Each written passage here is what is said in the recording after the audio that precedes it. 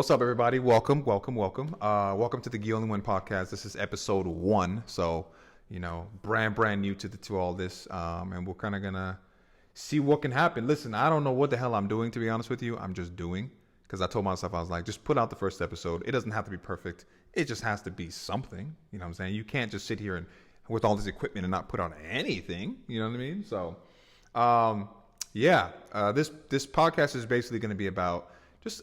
There's a lot of stuff that a lot of people don't know. Like, you guys know me from Shit's Getting Weird, part infinity from social media, but you guys know I used to play basketball for 10 years, professionally overseas. You guys know I'm an actor. I'm a voice actor. I run an Airbnb.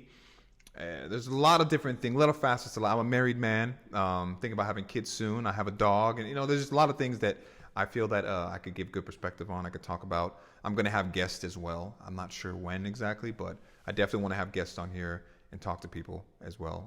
I feel like people have different experiences to bring to the table, and I love hearing it. They even might be debates. We won't agree and things like that. So we'll go from there. But as far as this episode, I got three topics I'm going to talk about, and we're just going to kind of go from there and see how it goes. All right, topic number 1. I was watching this video. There's a show called Karamo. I was actually supposed to be on Karamo, but they pulled back because they wanted, how do I put this? Drama. And I felt like the topic that I wanted to talk about didn't have anything to do with, like, it wasn't dramatic. I thought it was just a really good topic that people will talk about, and I'll talk about it on here too. But I feel like it was a really good topic that people could talk about. But they wanted like drama, they wanted like conflict, and I was like, it's not necessary.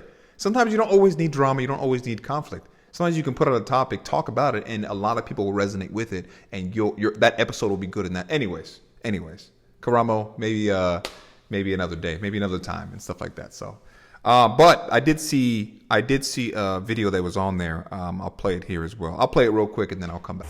Maylon is 14 and she acts like an adult. She be getting suspended from school. She be stealing from the store. She disrespected me, calling me all type of names. We was arguing and then she said, "Stand on it." "Oh, I forgot you can't." So that was the hurtfulest thing she ever said to me. Maylon, Laura needs to know, as long as I'm around, she's not going to be that baddie that she claims that she want to be. My kids need to know whether I'm in this wheelchair or not. I'm still their mother. And she always want me to go in the house and do chores every day. Mm-hmm. And I'm not going to do that. What kind of chores does she want you to do? Like the dishes. I'm not going to do that. Lying. I do my own dishes. You're lying. Clean up You're after lying. your cat. And I do. And you don't. Mm-hmm. Anyways, chores, you're just ungrateful. That's all. You said. And then you tell me that I don't do chores. Okay, yes, I do. If you did, why I gotta tell you to do it then? Make it make sense. And y'all can shut the too. Make it make sense. On my soul. Listen, let me preface this by saying I wasn't the greatest kid growing up, okay? I wasn't. I'm not going to sit here and act like I was, okay? Because my mother has receipts. Receipts are receipts, right? But my parents would check me immediately. I don't think my parents could ever be like, "Well, Gio, we need to go on the TV show and we need to talk about this with someone." No, my parents would be like, "No, we don't need to talk. We need a box." 100%. Are you kidding me? Are you kidding me? If I would have said anything like that, like, I would talk back to my parents too and stuff like that. But just because I was a curious kid, and I would always ask, like, well, why? Why this? Why that? I was like that. But like this, like blatant disrespect? No. Hell no. My dad would have took me out, and it wouldn't be to the ball game. He would have took me out quick. Are you kidding me? And my parents are African too. So you already know. Africans, you already know. Immigrant parents, you already know what it is, right? There's this running joke with American parents versus immigrant parents. Like, American parents like let their kids get away with stuff, and not all American parents. Okay, I know there's parents out there that are very disciplined to their children, but compared to immigrant parents, all my immigrant children, put your hands up, stand up, because we know what it is. Okay, we know exactly what it is. Ain't no talking back to your parents. You know what I'm saying? The chancla. The chancla would go flying across the room. You'd be at school, right? You would be at school talking back at school, like, to your friends, be like, "Hey man, yeah, my mom just be tripping, bro." My mom would hear that and be like, and all at school I'd just be like, Damn the hell. 100%. 100%. I don't know. It's wild. I think about like my future. I think about like the kids me and my wife are going to have in the future. And I'm like, there's no way. I don't want to spank my kids. I don't. But there's no way I'm going to sit here and just let you talk to me like that. No way in hell. All right? It's not going to happen. It's not going to happen. I really don't want to spank my kids because, you know, we know better nowadays. But I just feel like there's some kids that just be testing you, man. They be testing you, bro. So I think there's different ways to handle it. But I don't knock my parents. You know, I got spanked, you know, and I'd probably say about 75% of them spankings I deserved. I would probably say 75% of the spankings I deserved. The other ones I'd be like, are you spanking me because I don't know A squared plus B squared equals Z squared? I don't know. That was a little questionable. But I don't knock my parents, though. You know, my parents did what they were supposed to do. I think what we have to do is forgive our parents. I think that's the biggest thing for people to do. Just forgive your parents because your parents were learning. Your parents were trying to figure stuff out. And yeah, you know, I humanized my parents later on as I grew up. I grew up in life and I humanized them. And I was just like, yeah, listen, they were just adults trying to figure stuff out. Growing up in a time where that was like normalized and stuff. I was normal and things like that. So don't knock my parents, but I definitely understand them now as an adult. Right, seeing how some of these kids are just mad disrespectful to their parents. Like, I saw a couple kids at the store, and they were just super rude to their mom. And I was just like, I wanted to step in and be like, "Hey, man, don't talk to your mother like that." But then I was like, "Ain't none of my business." I feel like it's none of my business, but I felt like I wanted to speak up, but I didn't. So don't knock my parents. Hopefully, I'll be half the parents my parents were, and kind of go from there. So we'll see. You know, comment below about your parents and stuff like that, you know, if you forgive your parents for what they, you know, not what they did, but like your upbringing basically and stuff like that. But or comment your experience below. But yeah, let's go to the next topic. Polling from the New York Times and Siena College shows Trump leading in 5 of the main battleground states, comfortably leading in 3 of them. But here's what caught my attention. The poll had roughly 4,100 voters across the 6 main states, and those respondents, by a margin of 49 to 46, said they voted for President Biden in 2020. However, when asked right now about their party affiliation or which way they lean, 46% said Republican, 44% said Democratic. Now, I don't talk about politics too much anymore. I used to until I started to figure out, I'm like, bro, this is identity politics. This is not regular politics. Like, I don't know if we can come back from this, right? I see those statistics and stuff like that, and I'm just like, well, I don't know. You know, it's like the people that are so gung-ho about either side, I feel like are just like their thinking is off. Like, they're skewed. Their bias is just so heavy. Because I used to have a bias as well. And I'm not going to say which way it was going for, but I used to have a bias as well. And until I checked it, until I started to realize, I'm like, bro, does any of this even matter? Especially the way it's going now. Because like now it's like, let's say, for example, Donald Trump gets in office. Okay. The Democrats are never going to let that go. Let's say Joe Biden gets back in office. The Republicans are never going to let it go. The people that are so gung-ho about it, I feel like it's like a tennis match. I feel like it's like a children's tennis match. Where it's like, oh, you did that to me? Well, I'm going to do it to you. You did that to me? I'm going to do it to you. And it's just going to go on forever and ever and ever and ever. I genuinely want someone else in office. I don't know who, right? The Kennedy guy, I think his name was. I don't remember exactly. He said some good stuff, but at the same time, I got to look into him deeper because I don't know what else he said, right? He said some good stuff about the housing, okay? And as a person that's going into possibly buying a home, let me tell you what. These housing prices are crazy. Interest rates are crazy. It's just crazy, right? But I want to buy a house now because I feel like we're not going to be able to afford one in the future, right? Unless I go out and make 10 times more money. So I remember Kennedy was talking about the candidate, Kennedy, I don't remember his full name. He was talking about doing that stuff, bringing down housing prices and making it more affordable so people can still buy, people can still afford a home and have a piece of the quote unquote American dream, you know, owning land, owning property. I feel like to me is like the American dream. So I don't know. I know that I don't want to pick a side. I know that people need to get away from that wildness, and just look at what do you need as a basic human being, right? I want to be able to afford a home. I want to be able to not spend all my money on gas. I want to be able to buy groceries and things be better. So whatever can help that's the way I'm going. Okay. And I don't know where it's going to be. I don't know where it's coming from at the moment, but as far as fighting each other over like silly stuff, come on, y'all. Most of us can agree on a lot of the stuff that we talk about. We just choose not to agree. Right. And kind of going off of that, I think when it comes to like people talking crap on like, let's say the Democrats or the Republicans and things like that, I feel like, or just like anything, when people say stuff like super negative stuff about one side or the other, I feel like it's because they don't know anybody on that side, right? Like, for example, like when conservatives say like crazy, wild stuff about like black people, and even vice versa, Democrats too, but I'm going to talk about conservatives.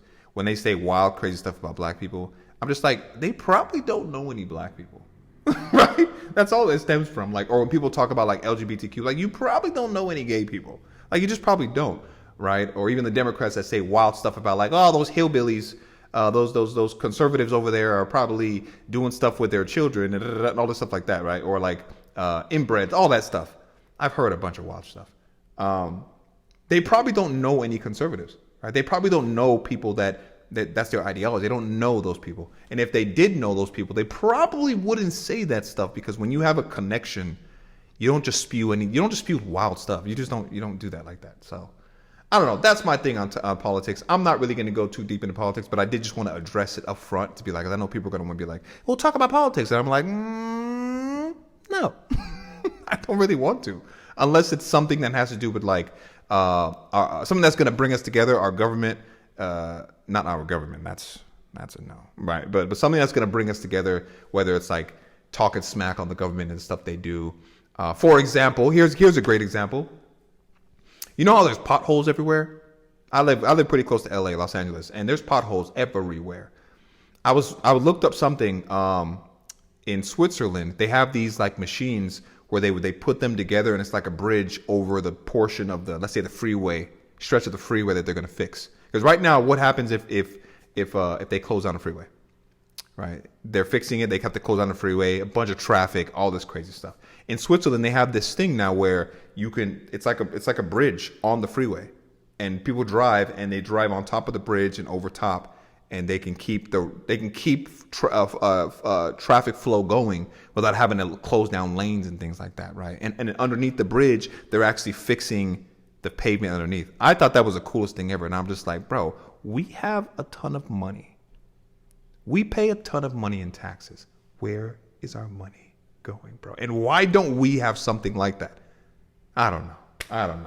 It's kind of wild. Look it up, though. I forget the name of it, but just like look up Switzerland freeway ramp, whatever, something like that. So, yeah. Anyways, next topic. Let's see. What are we doing? All right. Next topic. Starting now. Are you prepared for what's next for you? Like once you hang up the cleats, get out the pool, put down the ball, put down the bat, put down the glove. Are you prepared for what's next? You've honestly played sports your entire life, and that's all you think you're good at. And now that your playing career is coming to an end, you're not really sure what to do next. Those skills you once knew no longer apply. And for the first time in your life, you lack confidence in your ability. You're a little insecure about what people think. But this is a fact of the matter. There are over 500,000 athletes in NCAA, and only 1% go pro. And if you are in that 1%, at some point in time, by choice or by force, you have to ask yourself this question: what's next for you? Now, this is more of a topic close to my heart because, I played basketball for 10 years, professional basketball for 10 years overseas. A lot of y'all don't know that, but I did. And playing ball was amazing.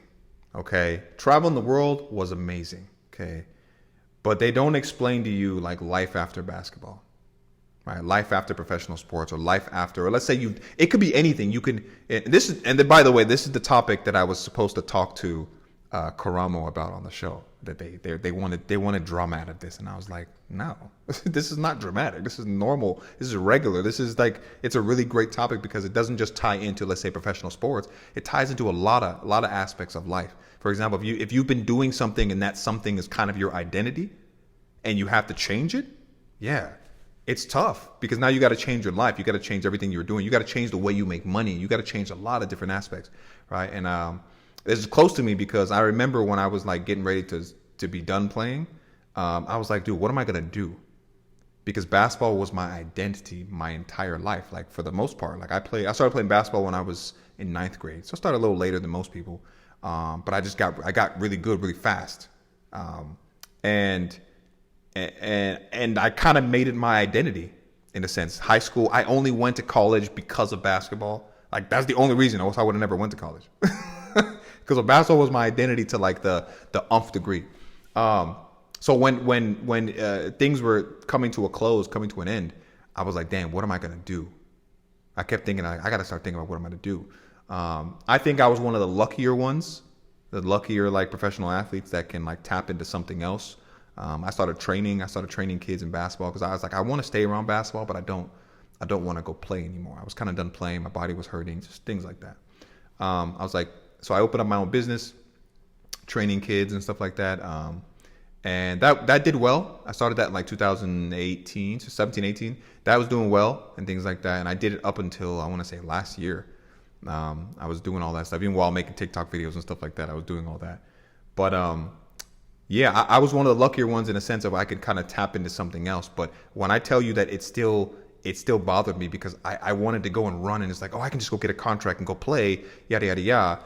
I had to now step into a different way of life, I guess. Because let me explain overseas basketball or just professional basketball. I'll explain overseas more because I know that topic. It's not real life. I always try to tell people like, bro, it's not real life. I'm going to try to bring some of my teammates on too and talk with them. It's not real life. Okay. You have a team that signs you. Okay. And they say, hey, we want you. Come over this way. They pay for your flight. They fly you over. They pay for all your meals. They pay for where you stay. They even gave you per diem, like daily per diem sometimes. Everything is pretty much paid for, and you just kind of gotta hoop. You just gotta play, right? So when you come back and when you get out of that, you gotta come back to like real life where people ain't paying for your stuff and et cetera, et cetera, et cetera. And I totally understood that. I feel like there was other players that didn't understand that, right? Because I had multiple jobs prior to going and playing basketball. So I understood real life. But I've talked to like some of my friends and stuff like that. All they did was play ball. They played ball in college, and then after that they went to play professional, and that's all they knew. They never had a regular job. So when they left that stuff, it was like, bro, they had to like cope and things like that. So I just feel like not a lot of people talk about it. And how it pertains to like other stuff in life too, is like, just imagine you had a job or you were doing something that was your identity for an extended amount of time. And now you got to change that completely. It's going to be difficult. It's going to be interesting change that people don't really understand. And changing your identity is going to be hard. So this is definitely a topic. I'm not going to touch on it too much. I want to get other people to come in here and talk about it too. So this will definitely be a topic where I bring in people and I want to talk to them. I'm probably bringing my teammate. He just moved not too far from me, so that's going to be dope. Might bring him in and talk to him like, hey man, life after ball, bro. Explain it. How do you feel? I'm gonna try to get at least like 3. I met this one actor. He's an actor now, but he was a ball player before, and we were talking about it at an audition one time. We were talking about like changing your identity after ball and things like that, and the difficulties of it, of coming home and all these things like that. Maybe like military people can relate to this as well, and all that good stuff. But yeah. So I'll bring some people on to talk about that too. So, well, that wraps episode 1. Thank you all for watching. Don't forget to subscribe, to like, share as well. And I look forward to sharing episode 2 with you all very soon.